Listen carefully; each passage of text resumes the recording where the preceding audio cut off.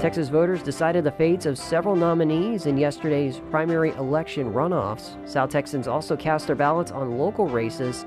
In the latest update from Corpus Christi City Council, the mayor's request for a preliminary injunction has been denied, plus ethics complaints filed against 3 city council members. This is South Texas Midday. I'm Rob Boskamp. Thank you for joining me on this Wednesday, May 27th. Texas voters decided several high-profile runoff races Tuesday night, including a nationally watched Republican U.S. Senate primary.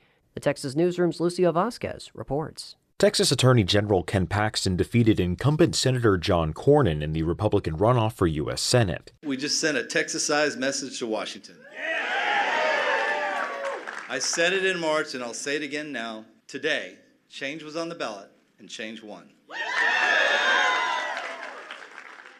Paxton will face Democrat James Tellerico in the general election this fall. If we, the people, can come together to defeat the most corrupt politician in America, we can defeat this entire corrupt system. We can start unrigging this economy. In the race for Attorney General, Republican State Senator Mays Middleton defeated U.S. Representative Chip Roy. Middleton will be running against State Senator Nathan Johnson, who won the Democrats' runoff for AG on Tuesday. Democrat Vicki Goodwin also won her party's runoff for lieutenant governor. She'll challenge longtime incumbent Republican Lieutenant Governor Dan Patrick in November. I'm Lucio Vasquez in Houston. Beau French declared victory over Railroad Commissioner Jim Wright in the primary runoff Tuesday. He is set to face Democrat State Representative John Rosenthal in the November general election. And several runoff races were held for nominees across South Texas on Tuesday. Starting with the Nueces County Commissioner Precinct 2 Democrat primary, Isabel Noyola Martin won 54% of the vote, defeating longtime incumbent Joe A. Gonzalez. For the county's chair Democratic primary, Connor Rice defeated Alejandro Rubio. In Aransas County, Commissioner Precinct 2 Republican primary runoff saw Scott R. Mapes defeat Abel Pee Wee Solis. In the Rio Grande Valley's Cameron County, the county judge Democratic primary runoff featured Esteban Steve Guerra defeating incumbent Eddie Trevino Jr. with 55% of the vote. For the county commissioner Precinct 2 Democratic primary, Joseph L. Lucio edged out Joey Lopez by just over 40 votes. For district judge of the 107th Democratic primary, Noe Garza defeated Jesus T. Garcia Jr. The Justice of the Peace Precinct 4 Democratic primary also saw Juan Mendoza defeat Gabriela Gabby Fernandez. In the Crossroads, Brenda Lopez led the Republican runoff for DeWitt County Precinct 2 Commissioner over Carl Smith. Ronnie Best won the Republican runoff for Precinct 2 County Commissioner over Michael Balaika. In Jackson County, results were pending between Blaine Joines and Russell Bloom Jr. for the Republican nomination for County Commissioner Precinct 4. Several State House district primary runoffs also happened. District 40 GOP primary runoff saw Celeste Cabrera Huff defeat Nehemiah Gomez. And in the District 41 primary runoffs, Julio Salinas won the Democratic primary and Gary Groves won the GOP primary. Recent developments this week in Corpus Christi's City Council include ethics complaints filed against 3 city council members and an update on the mayor's impeachment trial.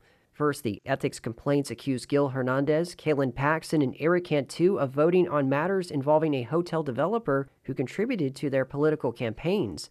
Complaints allege the council members accepted the campaign donations from Ajit David, one of the hotel developers involved in the Homewood Suites project dispute. 3 News reports the complaint says the council members later voted on matters tied to David's fraud claims. Sandra Meyer, who filed the complaints, told 3 News that city ethics rules prohibit council members from participating in business involving someone who donated to their most recent campaign. The complaints are filed ahead of next week's pretrial hearing for the possible impeachment of Corpus Christi Mayor Paulette Guajardo. She is accused of misconduct related to the City Council's vote in 2024 on a $2 million taxpayer-funded incentive for the hotel project. Guajardo's request for a preliminary injunction was recently denied by a federal judge. The next pretrial hearing is set for Tuesday, June 2nd. Victoria's emergency management has updated its emergency notification system just in time for hurricane season. 25 News Now reports the system called VOEM Alerts allows users to sign up for real-time updates on severe weather, critical incidents, and more. The system allows notifications to be sent to residents based off location when an incident is nearby. VOEM Alerts will not share personal information that is taken during registration. Kicking off the summer travel season despite higher gas and flight prices caused by the war in Iran, Houston Public Media's Natalie Weber reports Texans are still finding ways to fit vacations into their summer budgets. It's a busy afternoon at the Murphy Express gas station off I-45 in southeast Houston. Roderick Cozy is filling up his car. He's going on a road trip to Miami next month, where he'll visit his cousin and the beach.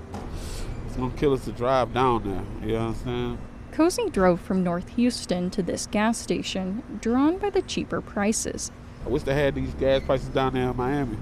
That's what I wish, but, you gotta do what you gotta do. While Texans are bracing for higher gas prices and flight costs, they're not canceling their summer travel plans just yet. Historically, when we've seen gas prices higher heading into a big major holiday travel period, it does not deter most people from taking that trip.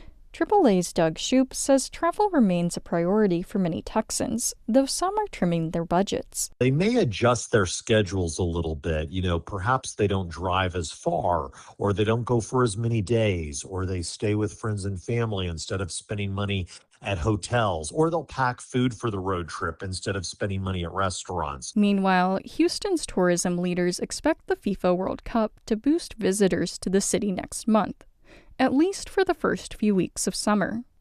AJ Mistretta is with the Houston First Corporation, which oversees tourism for the city. Beyond, the second week of July when World Cup wraps up, at least for us, it's to be determined. Will we see a decrease in leisure visitors? We hope not. Mistretta says Houston hotels are coming off of a record first quarter, with hotel stays boosted by events such as the Houston Rodeo, the World Baseball Classic, and Spring Break. Right now, he says hotel bookings are about the same as they were this time last year. I think everybody's kind of taking a wait-and-see approach. We don't know yet if it's going to be a significant impact. Back at the Murphy Express gas station, Laura Vasquez says her family is planning to drive up to 16 hours to visit relatives in San Luis Potosi in Mexico this summer. Vasquez says her family is budgeting $800 just to pay for gas for the road trip. That's double what they normally pay. We were planning to visit different cities in Mexico, but because of the gas prices, we probably have to cut it down and maybe wait until next year. I'm Natalie Weber in Houston. And in sports, the Oklahoma City Thunder defeated the San Antonio Spurs 127-114 in Game 5 of the NBA Western Conference Finals. Game 6 will be in San Antonio tomorrow night. The winner of the series will go on to face the New York Knicks in the NBA Finals. In minor league baseball, the Corpus Christi Hooks ran out of time as they dropped a weather-shortened loss to the San Antonio Missions 3-2 on Tuesday. Jackson Azu matched his Double-A best with 8 strikeouts, holding the Missions to 4 hits and 1 walk over 5.2 innings. Thunderstorms cut the game short after 8 innings, with the game called after a 30-minute weather delay. And that is the latest news and information on South Texas Midday. I'm Rob Boskamp. Your community arts calendar and more is on the way.